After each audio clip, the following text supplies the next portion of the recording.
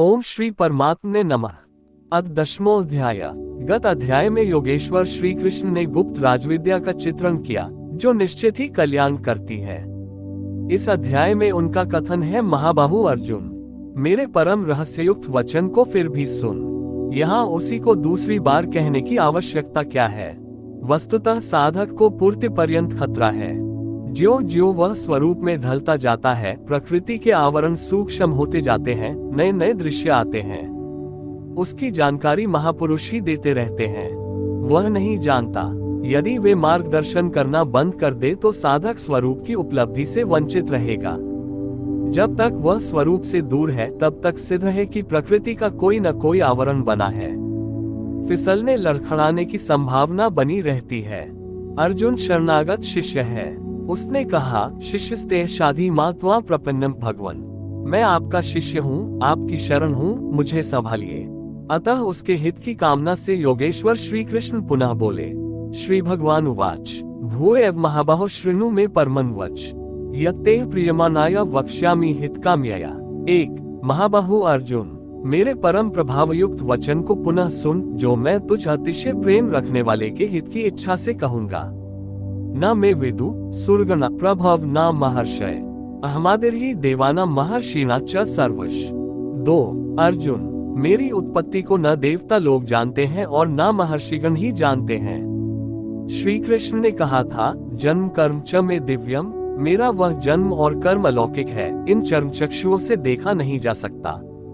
इसलिए मेरे उस प्रकट होने को देव और महर्षि स्तर तक पहुँचे हुए लोग भी नहीं जानते। मैं सब प्रकार से देवताओं और महर्षियों का आदि कारण हूँ। यो माम जमनादि च वेति लोक महेश्वरम, असम मूढ़ स मर्त्येषु सर्वपापै प्रमुच्यते। 3 जो मुझ जन्म मृत्यु से रहित, आदि अंत से रहित सब लोकों के महान ईश्वर को साक्षात्कार सहित विदित कर लेता है, वह पुरुष मरणधर्मा मनुष्यों में ज्ञानवान है, अर्थात अनादि और सर्वलोक महेश्वर को भली प्रकार जानना ही ज्ञान है, और ऐसा जानने वाला संपूर्ण पापों से मुक्त हो जाता है, पुनर्जन्म को प्राप्त नहीं होता। श्री कृष्ण कहते हैं कि यह उपलब्धि भी मेरी ही देन है। बुद्धिर ज्ञानम सम्मोह क्षमा सत्यम दम शम, सुख दुखम भवो भावो भयम चा भयमेव च। 4 अर्जुन, निश्चयात्मिका बुद्धि, साक्षात्कार सहित जानकारी, लक्ष्य में विवेक पूर्वक प्रवृत्ति, क्षमा, शाश्वत सत्य, इंद्रियों का दमन, मन का शमन, अंतकरण की प्रसन्नता, चिंतन पथ के कष्ट, परमात्मा की जागृति, स्वरूप के प्राप्ति काल में सर्वस्व का विलय, इष्ट के प्रति अनुशासनात्मक भय और प्रकृति से निर्भयता तथा अहिंसा, समता, तुष्टिस, तपोदान, यशोयश भवन्ति भावा भूताना मत एव पृथ्वेधा। 5 अहिंसा अर्थात अपने आत्मा को अधोगति में न पहुंचाने का आचरण, समता जिसमें विषमता न हो, संतोष, तप मन सहित इंद्रियों को लक्ष्य के अनुरूप तपाना, दान अर्थात सर्वस्व का समर्पण, भगवत पथ में मान अपमान का सहन। इस प्रकार प्राणियों के उपर्युक्त भाव मुझसे ही होते हैं। ये सभी भाव दैवी चिंतन पद्धति के लक्षण हैं। इनका अभाव ही आसुरी संपद है। महर्षि सप्त पूर्वे चत्वारो मनवस्ता था, मद्भावा मानसा जाता येषा लोकिमा प्रजा। 6 सप्तर्षि अर्थात योग की 7 क्रमिक भूमिकाएं, शुभेच्छा, सुविचारणा, तनुमानसी, सत्वापति, असंशक्ति, पदार्थ भावना और तुर्यगा तथा इनके अनुरूप अंतकरण, चतुष्टय, मन, बुद्धि, चित्त और अहंकार, इसके अनुरूप मन जो मेरे में भाव वाला है, ये सब मेरे ही संकल्प से, मेरी प्राप्ति के संकल्प से तथा जो मेरी ही प्रेरणा से होते हैं। दोनों एक दूसरे के पूरक हैं, उत्पन्न होते हैं। इस संसार में ये संपूर्ण दैवी संपद इन्हीं की प्रजा है, क्योंकि सप्त भूमिकाओं के संचार में दैवी संपद ही है, अन्य नहीं। एता विभूति योग च मम यो वेति तत्वत्, सोविकंपेन योगेन युज्यते नात्र संशय। 7 जो पुरुष योग की और मेरी उपर्युक्त विभूतियों को साक्षात्कार के साथ जानता है, वह स्थिर ध्यान योग द्वारा मुझ में एक ही भाव से स्थित होता है। इसमें कुछ भी संशय नहीं है। जिस प्रकार वायु रहित स्थान में रखे दीपक की लौ सीधी जाती है, कंपन नहीं होता, योगी के जीते हुए चित्त की यही परिभाषा है। प्रस्तुत श्लोक में अविकंपन शब्द इसी आशय की ओर संकेत करता है। अहम सर्वस्य प्रभवो मत सर्वं प्रवर्ते इति मत्वा भजन्ते मा बुधा भावस्मन्विता। 8 मैं संपूर्ण जगत की उत्पत्ति का कारण हूँ, मुझसे ही संपूर्ण जगत चेष्टा करता है। इस प्रकार मानकर श्रद्धा और भक्ति से युक्त विवेकी जन मेरा निरंतर भजन करते हैं। तात्पर्य यह है कि योगी द्वारा मेरे अनुरूप जो प्रवृत्ति होती है उसे मैं ही किया करता हूँ, वह मेरा ही प्रसाद है। कैसे है, इसे पीछे स्थान स्थान पर बताया जा चुका है। वे निरंतर भजन किस प्रकार करते हैं, इस पर कहते हैं, मच्चित्तम मद्गत प्राणाबोध्यंत परस्परम कथयन्तश्च मां नित्यम तुष्यन्ति च रमन्ति च। 9 अन्य किसी को स्थान न देकर मुझ में ही निरंतर चित्त को लगाने वाले, मुझ में ही प्राणों को लगाने वाले सदैव परस्पर मेरी प्रक्रियाओं का बोध करते हैं, मेरा गुणगान करते हुए ही संतुष्ट होते हैं तथा निरंतर मुझ में ही रमण करते हैं। तेषा सततयुक्ताना भाजता प्रीतिपूर्वकम ददामि बुद्धियोगतम येन मामुप्यान्ति ते।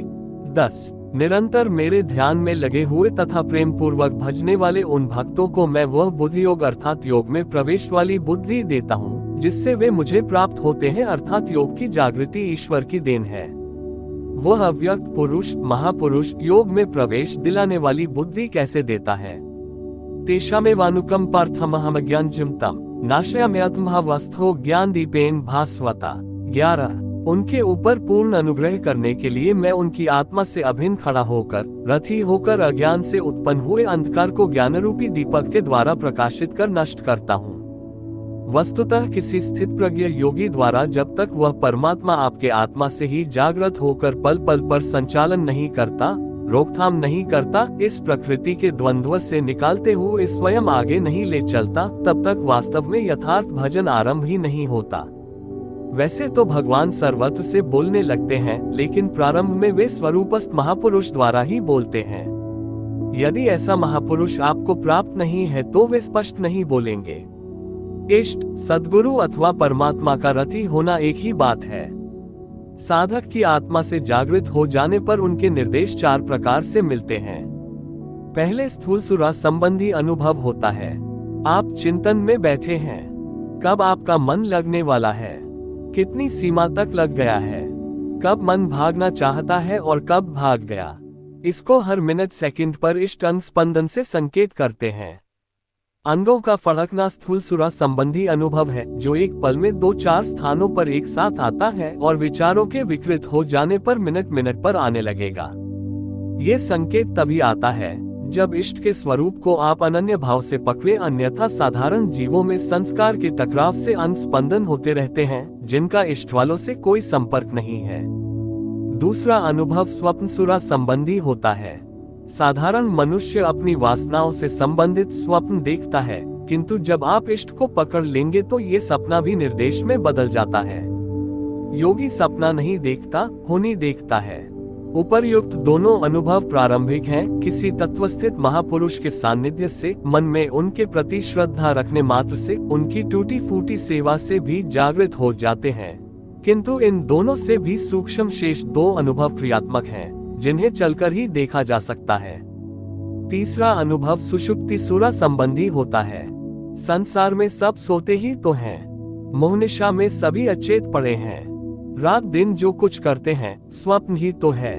यहाँ सुषुप्ति का शुद्ध अर्थ है जब परमात्मा के चिंतन की ऐसी डोरी लग जाए कि सूरत ख्याल एकदम स्थिर हो जाए, शरीर जागता रहे और मन सुप्त हो जाए। ऐसी अवस्था में वह इष्टदेव फिर अपना एक संकेत देंगे। योग की अवस्था के अनुरूप एक रूपक दृश्य आता है जो सही दिशा प्रदान करता है, भूत भविष्य से अवगत कराता है। पूज्य महाराज जी कहा करते थे कि डॉक्टर जैसे बेहोशी की दवा देकर, उचित उपचार देकर होश में लाता है, ऐसे ही भगवान बता देते हैं। चौथा और अंतिम अनुभव समसुरा संबंधी है। जिसमें सूरत लगाई थी उस परमात्मा से समत्व प्राप्त हो गया। उसके बाद उठते बैठते चलते फिरते सर्वत्र से उसे अनुभूति होने लगती है। ऐसा योगी त्रिकालज्ञ होता है। यह अनुभव तीनों कालों से परे अव्यक्त स्थिति वाले महापुरुष आत्मा से जागृत होकर अज्ञानजनित अंधकार को ज्ञानदीप से नष्ट करके करते हैं। इस पर अर्जुन ने प्रश्न किया। अर्जुन उवाच पर ब्रह्म पर धाम पवित्रम परमन भावान पुरुष शाश्वतम दिव्यमादिदेव मजम विभुम। 12 अहस्त्वाम ऋषय सवे देवर्षिनार्दस्तथा असितो देवलो व्यास स्वयं चैव ब्रवीषि में। 13 भगवान, आप परम ब्रह्म, परमधाम तथा परम पवित्र हैं, क्योंकि आपको सभी ऋषिगण सनातन दिव्य पुरुष, देवों का भी आदिदेव, अजन्मा और सर्वव्यापी कहते हैं। परम पुरुष परमधाम का ही पर्याय दिव्य पुरुष, अजन्मा आदि शब्द हैं। देवर्षि नारद, असित, देवल, व्यास तथा स्वयं आप भी मुझसे वही कहते हैं। अर्थात पहले भूतकालीन महर्षि कहते हैं, अब वर्तमान में जिनकी संगत उपलब्ध है, नारद, देवल, असित और व्यास का नाम लिया, जो अर्जुन के समकालीन थे। सत्पुरुषों की संगति अर्जुन को प्राप्त थी, आप भी वही कहते हैं। अतः सर्वमेतद्रित मन्ये यन्मा वज्जी केशव, न हे ते भगवन व्यक्तिन विदुर देवा न दानवा। 14। हे केशव, जो कुछ भी आप मेरे लिए कह रहे हैं वह सब मैं सत्य मानता हूँ। आपके व्यक्तित्व को न देवता और न दानव ही जानते हैं। स्वयमेवात्मनात्मान वेत्त त्वं पुरुषोत्तम, भूत भावन भूतेश देव देव जगत पते। 15। हे भूतों को उत्पन्न करने वाले, हे भूतों के ईश्वर, हे देव देव, हे जगत के स्वामी, हे पुरुषों में उत्तम, स्वयं आप ही अपने को जानते हैं, अथवा जिसकी आत्मा में जागृत होकर आप जना देते हैं वही जानता है। ये भी आपके द्वारा आपका जानना हुआ। इसलिए वक्तुमर्हस्य शेषेण दिव्या ह्यात्म विभूतय याभिर्विभूतिभिर्लोकानिमांस्त्वं व्याप्य तिष्ठसि। 16। आप ही अपनी उन दिव्य विभूतियों को संपूर्ण रूप से लेशमात्र भी शेष न रखकर कहने में सक्षम हैं, जिन विभूतियों द्वारा आप इन सब लोकों को व्याप्त करके स्थित हैं। कथ विद्यामहि योगिंस्त्वा सदा परिचिन्तयन् केषु केषु च भावेषु चिन्त्योऽसि भगवन्मया। 17। हे योगिन, श्री कृष्ण एक योगी थे, मैं किस प्रकार निरंतर चिंतन करता हुआ आपको जानूं, और हे भगवान, मैं किन किन भावों द्वारा आपका स्मरण करूं। विस्तरणात्मनो योग विभूति च जनार्दन, भूय कथय तृप्तिर्हि शृण्वतो नास्ति मे मृतम। 18। हे जनार्दन, अपनी योग शक्ति को और योग की विभूति को फिर भी विस्तार पूर्वक कहिए। संक्षेप में तो इसी अध्याय के आरंभ में कहा ही है, पुनः कहिए, क्योंकि अमृत तत्व को दिलाने वाले इन वचनों को सुनने से मेरी तृप्ति नहीं होती। रामचरित जे सुनत आधाई, रस विशेष जाना तिन्ह नाही। रामचरित मानस 7:52। जब तक प्रवेश नहीं मिल जाता तब तक उस अमृत तत्व को जानने की पिपासा बनी रहती है। प्रवेश से पूर्व रास्ते में ही यह सोचकर कोई बैठ गया कि बहुत जान लिया तो उसने नहीं जाना, सिद्ध है कि उसका मार्ग अवरुद्ध होना चाहता है। इसलिए साधक को पूर्ति पर्यंत इष्ट के निर्देशन को पकड़ते रहना चाहिए और उसे आचरण में ढालना चाहिए। अर्जुन की उक्त जिज्ञासा पर योगेश्वर श्री कृष्ण ने कहा, श्री भगवान उवाच, हंत ते कथयिष्यामि दिव्या ह्यात्म विभूतय प्राधान्यत कुरुश्रेष्ठ नास्त्यंतो विस्तरस्य में। 19। कुरुश्रेष्ठ अर्जुन, अब मैं अपनी दिव्य विभूतियों को, उनमें से प्रमुख विभूतियों को तुझसे कहूंगा, क्योंकि मेरी विभूतियों के विस्तार का अंत नहीं है। अहमात्मा गुडाकेश सर्वभूताश्रय स्थित, अहमादिश्च मध्यम च भूतानामन्तैव च। 20। अर्जुन, मैं सब भूतों के हृदय में स्थित सबका आत्मा हूँ तथा संपूर्ण भूतों का आदि, मध्य और अंत भी मैं ही हूँ, अर्थात जन्म, मृत्यु और जीवन भी मैं ही हूँ। आदित्यानामः विष्णु ज्योतिषा रविरंशुमान मरीचिर्मरुतांस्मि नक्षत्रानामः शशि। 21। मैं अदिति के 12 पुत्रों में विष्णु और ज्योतियों में प्रकाशमान सूर्य हूँ। वायु के भेदों में मैं मरीचि नामक वायु और नक्षत्रों में चंद्रमा हूँ। वेदाना सामवेदोस्मि देवानामस्मि वासव इंद्रियाणाम मंचास्मि भूतानामस्मि चेतना। 22। वेदों में मैं सामवेद अर्थात पूर्ण समत्व दिलाने वाला गायन हूँ। देवों में मैं उनका अधिपति इंद्र हूँ और इंद्रियों में मन हूँ, क्योंकि मन के निग्रह से ही मैं जाना जाता हूँ तथा प्राणियों में मैं उनकी चेतना हूँ। रुद्राना शंकरश्चास्मि वित्तेशो यक्ष रक्षसाम वसूना पावकश्चास्मि मेरु शिखरिणामहम। 23। एकादश रुद्रों में मैं शंकर हूँ। शंकर स शंकर अर्थात शंकाओं से उपराम अवस्था में हूँ। यक्ष तथा राक्षसों में मैं धन का स्वामी कुबेर हूँ। 8 वसुओं में मैं अग्नि और शिखर वालों में सुमेरु अर्थात शुभों का मेल मैं हूँ। वही सर्वोपरि शिखर है, न कि कोई पहाड़ी। वस्तुतः ये सब योग साधना के प्रतीक हैं, यौगिक शब्द है। पुरोधसा च मुख्यम मां विद्धि पार्थ बृहस्पतिम सेनानीनामः स्कंद सरसाम्स्मि सागर। 24। पुर की रक्षा करने वाले पुरोहितों में बृहस्पति मुझे ही जान, जिससे दैवी संपद का संचार होता है, और हे पार्थ, सेनापतियों में मैं स्वामी कार्तिकेय हूँ। कर्म का त्याग ही कार्तिक है, जिससे चराचर का संहार, प्रलय और इष्ट की प्राप्ति होती है। जलाशयों में मैं समुद्र हूँ। महर्षिना भारी गुरह गिराम्स्मि एकमक्षरम यज्ञाना जपयज्ञोस्मि स्थावराना हिमालय। 25। महर्षियों में मैं भृगु हूँ और वाणी में एक अक्षर ओमकार हूँ, जो उस ब्रह्मा का परिचायक है। सब प्रकार के यज्ञों में मैं जप यज्ञ हूँ। यज्ञ परम में प्रवेश दिला देने वाली आराधना की विधि विशेष का चित्रण है। उसका सारांश है स्वरूप का स्मरण और नाम का जप।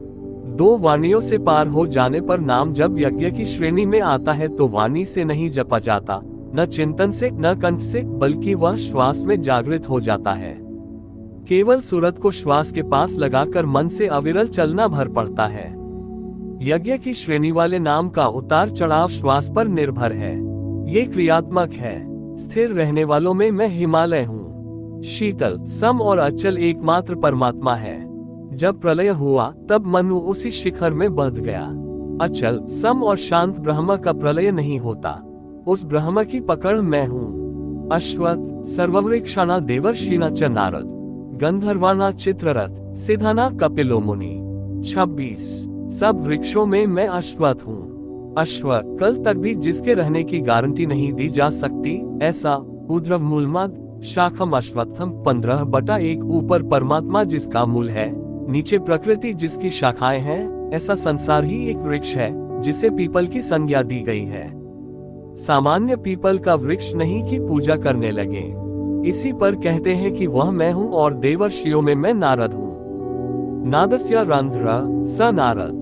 दैवी संपद इतनी सूक्ष्म हो गई कि स्वर में उठने वाली ध्वनि नाद पकड़ में आ जाए, ऐसी जागृति में हूँ। गंधर्वों में मैं चित्ररथ हूँ, अर्थात गायन चिंतन करने वाली प्रवृत्तियों में जब स्वरूप चित्रित होने लगे, वह अवस्था विशेष मैं हूँ। सिद्धों में मैं कपिल मुनि हूँ। काया ही कपिल है, इसमें जब लव लग जाए, ऐसी ईश्वरीय संचार की अवस्था में हूँ। उच्चे श्रवसमश्वाना विद्धि मामृतत भवम, ऐरावतम गजेंद्राना नराना च नराधिपम।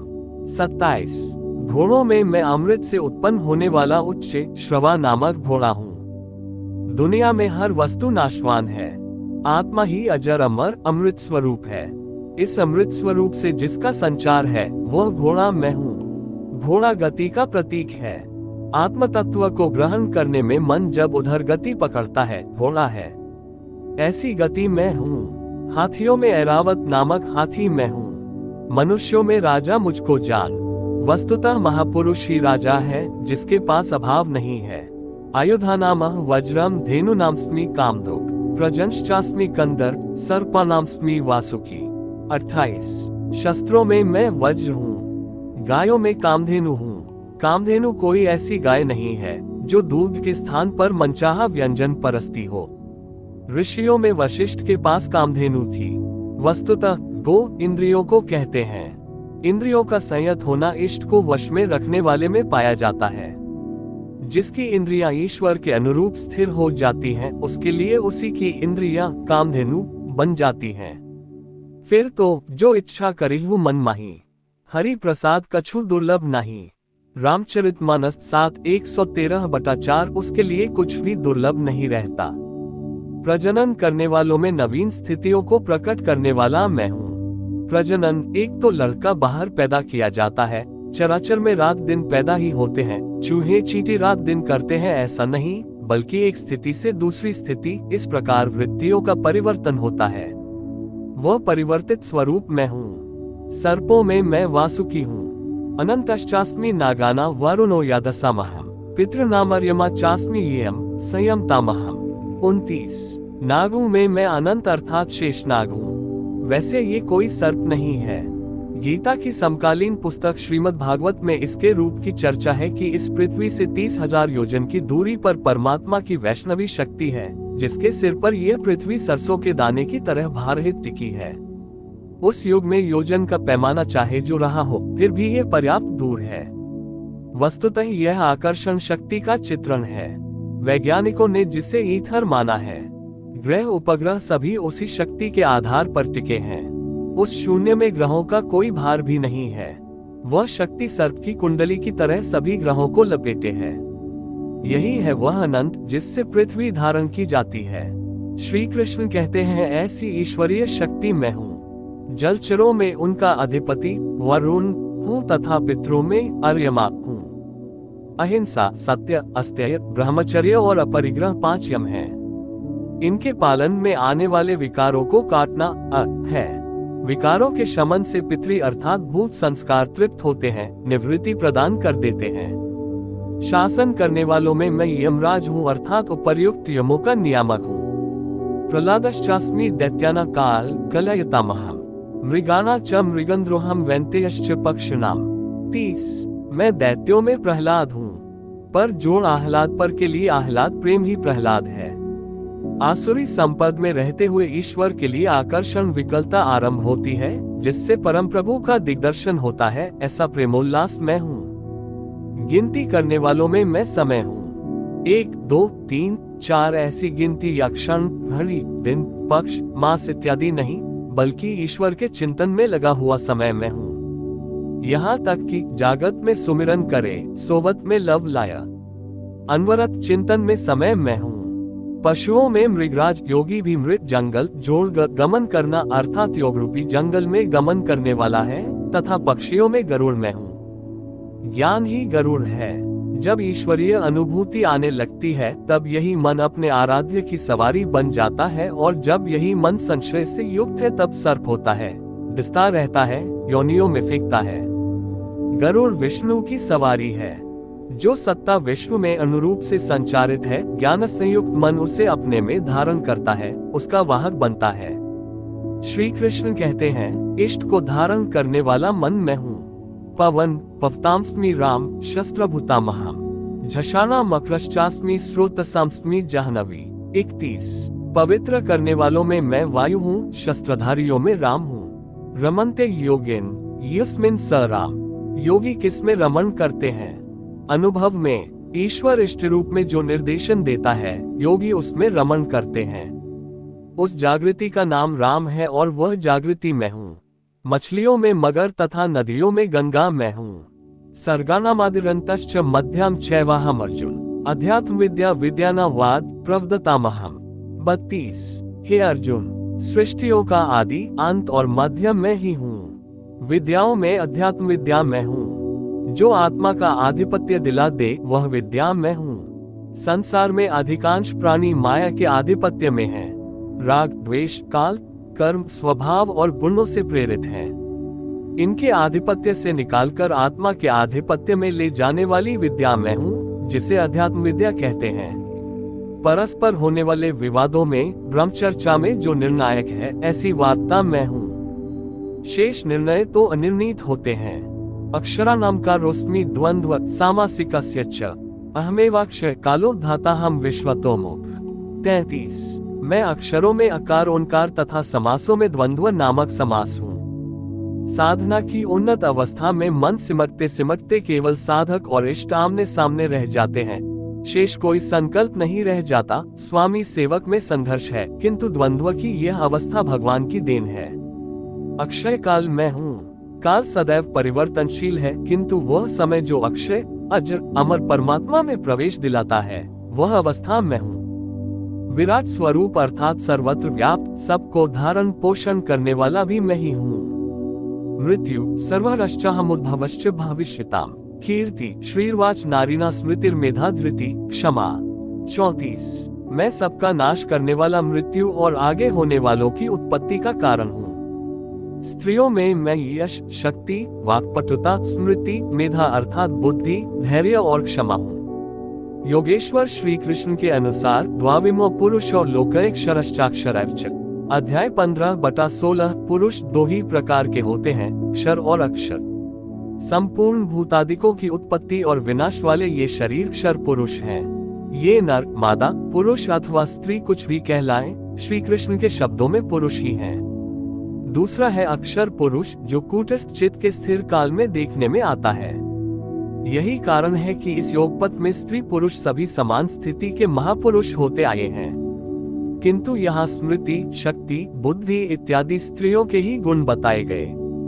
क्या इन सद्गुणों की आवश्यकता पुरुषों के लिए नहीं है? कौन ऐसा पुरुष है जो श्रीमान, कीर्तिमान, वक्ता, स्मरण शक्ति संपन्न, मेधावी, धैर्यवान और क्षमावान नहीं बनना चाहता? बौद्धिक स्तर पर कमजोर लड़कों में इन्हीं गुणों का विकास करने के लिए माता पिता पढ़ाई की अतिरिक्त व्यवस्था करते हैं।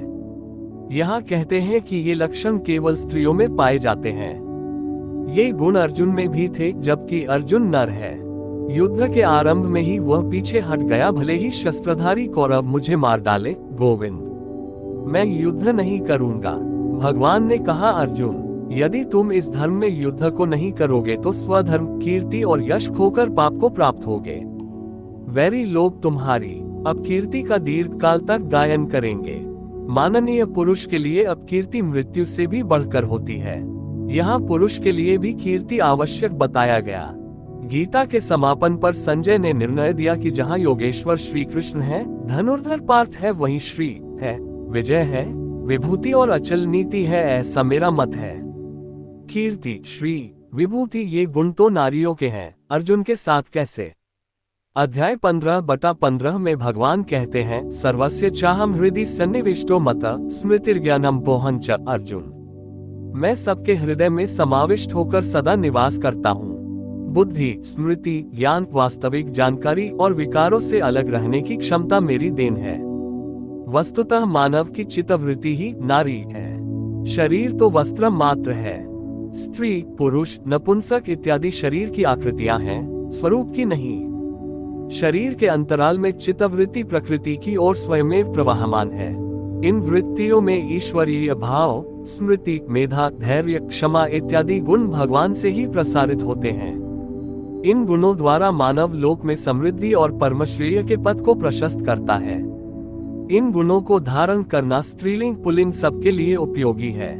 जो मुझसे होते हैं, बृहत साम तथा सामना गायत्री छंद सामहम मासाना मार्गशीर्षोहम ऋतुना कुसुमाकर। 35 गायन करने योग्य श्रुतियों में मैं बृहत साम अर्थात बृहत से संयुक्त समत्व दिलाने वाला गायन हूँ, अर्थात ऐसी जागृति मैं हूँ। छंदों में गायत्री छंद मैं हूँ।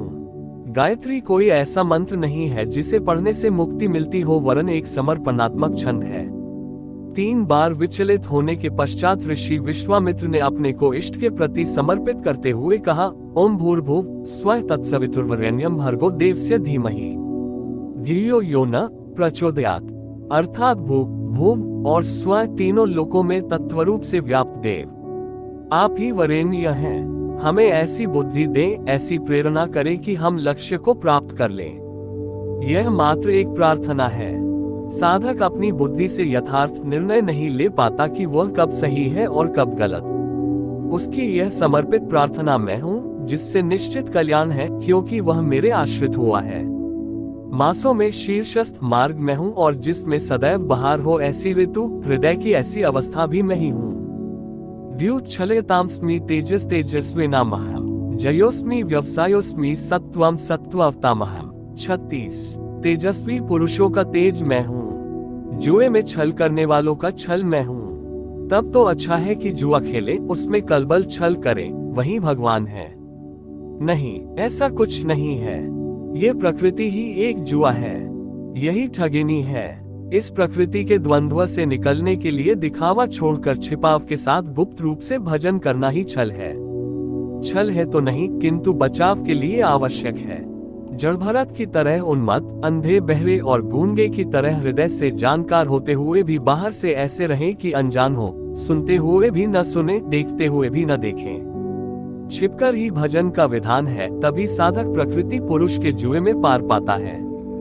जीतने वालों की विजय मैं हूँ और व्यवसायियों का निश्चय, जिसे अध्याय 2 श्लोक 41 में कह आए हैं। इस योग में निश्चयात्मक क्रिया एक है, बुद्धि एक ही है, दिशा एक ही है, ऐसी क्रियात्मिका बुद्धि मैं हूँ। सात्विक पुरुषों का तेज और ओज मैं हूँ। वृष्णना वासुदेवोस्मि पांडवाना धनंजय मुनि नाम्प्यः व्यास कविना मुश्रना कवि। 37 वृष्णवंश में मैं वासुदेव अर्थात सर्वत्र वास करने वाला देव हूँ। पांडवों में मैं धनंजय हूँ। पुण्य ही पांडु है और आत्मिक संपत्ति ही स्थिर संपत्ति है। पुण्य से प्रेरित होकर आत्मिक संपत्ति को अर्जित करने वाला धनंजय मैं हूँ। मुनियों में मैं व्यास हूँ। परमतत्व को व्यक्त करने की जिसमें क्षमता है वह मुनि मैं हूँ। कवियों में उष्णा अर्थात उसमें प्रवेश दिलाने वाला काव्यकार मैं हूँ। दंडो दमयतामस्मि नीतिरस्मि जिगीषताम मौन चैवास्मि गुह्याना ज्ञान ज्ञानवतामहम। 38। दमन करने वालों में दमन की शक्ति मैं हूँ। जीतने की इच्छा वालों की मैं नीति हूँ। गुप्त रखने योग्य भावों में मैं मौन हूँ और ज्ञानवानों में साक्षात के साथ मिलने वाली जानकारी पूर्ण ज्ञान मैं हूँ। यच्चापि सर्वभूताना बीजम तदहमर्जुन न तदस्ति विना यत्स्यान्मया भूत चराचरम। 39। अर्जुन, सब भूतों की उत्पत्ति का कारण भी मैं ही हूँ, क्योंकि चर और अचर ऐसा कोई भी भूत नहीं है जो मुझसे रहित हो। मैं सर्वत्र व्याप्त हूँ, सब मेरे ही सकाश से हैं। नान्तोस्ति मम दिव्याना विभूतिना परंतप अष्टुद्देशत प्रोक्तो विभूतेर्विस्तरो मया। 40। परंतप अर्जुन, मेरी दिव्य विभूतियों का अंत नहीं है। अपनी विभूतियों का विस्तार तो मैंने संक्षेप में कहा है, वस्तुतः वे अनंत हैं। इस अध्याय में कुछ ही विभूतियों का स्पष्टीकरण किया गया है, क्योंकि अगले ही अध्याय में अर्जुन इन सबको देखना चाहता है। प्रत्यक्ष दर्शन से ही विभूतियां समझ में आती हैं। विचारधारा समझने के लिए इसी से थोड़ा अर्थ दिया गया। यद्यद्विभूतिमत्सत्त्वं श्रीमदुर्जितमेव वा तत्तदेवावगच्छत्वं मम तेजोष संभवम्। 41। जो भी ऐश्वर्य युक्त, कांति युक्त और शक्ति युक्त वस्तुएं हैं, उनको तू मेरे तेज के एक अंश मात्र से उत्पन्न हुआ जान। अथवा बहुनतेन की ज्ञातेन तवार्जुन विष्टव्याहमिदं कृत्स्नमेकांशेन स्थितो जगत। 42। अथवा अर्जुन, इस बहुत जानने से तेरा क्या प्रयोजन है? मैं इस संपूर्ण जगत को एक अंश मात्र से धारण करके स्थित हूँ। उपर्युक्त विभूतियों के वर्णन का तात्पर्य यह नहीं है कि आप या अर्जुन इन सभी वस्तुओं को पूजने लगें, बल्कि श्री कृष्ण का आशय केवल इतना ही है कि इन सब ओर से श्रद्धा समेटकर केवल उन अविनाशी परमात्मा में लगावें। इतने से ही उनका कर्तव्य पूर्ण हो जाता है। निष्कर्ष, इस अध्याय में श्री कृष्ण ने कहा कि अर्जुन, मैं तुझे पुनः उपदेश करूंगा क्योंकि तू मेरा अतिशय प्रिय है। पहले कह चुके हैं, फिर भी कहने जा रहे हैं, क्योंकि पूर्ति पर्यंत सद्गुरु से सुनने की आवश्यकता रहती है। मेरी उत्पत्ति को न देवता और न महर्षिगण ही जानते हैं, क्योंकि मैं उनका भी आदि कारण हूँ। अव्यक्त स्थिति के पश्चात की सार्वभौम अवस्था को वही जानता है जो हो चुका है। जो मुझ अजन्मा, अनादि और संपूर्ण लोकों के महान ईश्वर को साक्षात्कार सहित जानता है वही ज्ञानी है। बुद्धि, ज्ञान, असन्मूलता, इंद्रियों का दमन, मन का शमन, संतोष, तप, दान और कीर्ति के भाव अर्थात दैवी संपत्ति के उक्त लक्षण मेरी देन है। 7 महर्षिजन अर्थात योग की 7 भूमिकाएं, उससे भी पहले होने वाले तदनुरूप अंतःकरण, चतुष्टय और इनके अनुकूल मन जो स्वयंभू है, स्वयं रचयिता है, ये सब मुझ में भाव वाले, लगाव और श्रद्धा वाले हैं, जिनकी संसार में संपूर्ण प्रजा है। ये सब मुझसे ही उत्पन्न है, अर्थात साधनामयी प्रवृत्तियां मेरी ही प्रजा हैं। इनकी उत्पत्ति अपने से नहीं, गुरु से होती है। जो उपर्युक्त मेरी विभूतियों को साक्षात जान लेता है, वह निसंदेह मुझ में एक ही भाव से प्रवेश करने योग्य है। अर्जुन, मैं ही सबकी उत्पत्ति का कारण हूँ, ऐसा जो श्रद्धा से जान लेते हैं वे अनन्य भाव से मेरा चिंतन करते हैं, निरंतर मुझ में मन, बुद्धि और प्राणों से लगने वाले होते हैं, आपस में मेरा गुण चिंतन और मुझ में रमण करते हैं। उन निरंतर मुझसे संयुक्त हुए पुरुषों को मैं योग में प्रवेश कराने वाली बुद्धि प्रदान करता हूँ। ये भी मेरी ही देन है। किस प्रकार बुद्धि योग देते हैं? तो अर्जुन, आत्मभावस्थ उनकी आत्मा में जागृत होकर खड़ा हो जाता हूँ और उनके हृदय में अज्ञान से उत्पन्न अंधकार को ज्ञान रूपी दीपक से नष्ट करता हूँ। अर्जुन ने प्रश्न किया कि भगवान, आप परम पवित्र, सनातन, दिव्य, अनादि और सर्वत्र व्याप्त हैं, ऐसा महर्षिगण कहते हैं तथा वर्तमान में देवर्षि नारद, देवल, व्यास और आप भी वही कहते हैं। ये सत्य भी है कि आपको न देवता जानते हैं और न दानव, स्वयं आप जिसे जना दे वही जान पाता है। आप ही अपनी विभूतियों को कहने में समर्थ हैं। अतः जनार्दन, आप अपनी विभूतियों को विस्तार से कहिए। पूर्ति पर्यंत इष्ट से सुनते रहने की उत्कंठा बनी रहनी चाहिए। आगे इष्ट के अंतराल में क्या है, उसे साधक क्या जाने। इस पर योगेश्वर श्री कृष्ण ने एक एक करके अपनी प्रमुख विभूतियों का लक्षण संक्षेप में बताया, जिनमें से कुछ तो योग साधन में प्रवेश करने के साथ मिलने वाली अंतर्ग विभूतियों का चित्रण है और शेष कुछ समाज में रिद्धियों सिद्धियों के साथ पाए जाने वाली विभूतियों पर प्रकाश डाला। और अंत में उन्होंने बल देकर कहा, अर्जुन, बहुत कुछ जानने से तेरा क्या प्रयोजन है। इस संसार में जो कुछ भी तेज और ऐश्वर्य युक्त वस्तुएं हैं, वह सब मेरे तेज के अंश मात्र में स्थित हैं। वस्तुतः मेरी विभूतियां अपार हैं। ऐसा कहते हुए योगेश्वर ने इस अध्याय का पटाक्षेप किया। इस अध्याय में श्री कृष्ण ने अपनी विभूतियों की मात्र बौद्धिक जानकारी दी, जिससे अर्जुन की श्रद्धा सब ओर से सिमटकर एक इष्ट में लग जाए। किंतु बंधुओं, सब कुछ सुन लेने और बाल की खाल निकालकर समझ लेने के बाद भी चलकर उसे जानना शेष ही रहता है। ये क्रियात्मक पथ है। संपूर्ण अध्याय में योगेश्वर की विभूतियों का ही वर्णन है। अतः ओम तत्सदिति श्रीमद्भगवद्गीतासु उपनिषत्सु ब्रह्मविद्यायां योगशास्त्रे श्री कृष्णार्जुन संवादे विभूति वर्णनम नाम 10वां। 10 इस प्रकार श्रीमद्भगवद्गीता रूपी उपनिषद एवं ब्रह्मविद्या तथा योग शास्त्र विषयक श्री कृष्ण और अर्जुन के संवाद में विभूति वर्णन नामक 10वां अध्याय पूर्ण होता है। इति श्रीमद्परमहंस परमानंदस्य शिष्य स्वामी गणानंद कृते श्रीमद्भगवद्गीताया यथार्थ गीता भाष्ये विभूति वर्णनम नाम 10वां। 10 इस प्रकार श्रीमद् परमहंस परमानंद जी के शिष्य स्वामी गणानंद कृत श्रीमद् भगवद गीता के भाष्य यथार्थ गीता में विभूति वर्णन नामक 10वां अध्याय पूर्ण होता है। हरि ओम तत्सत।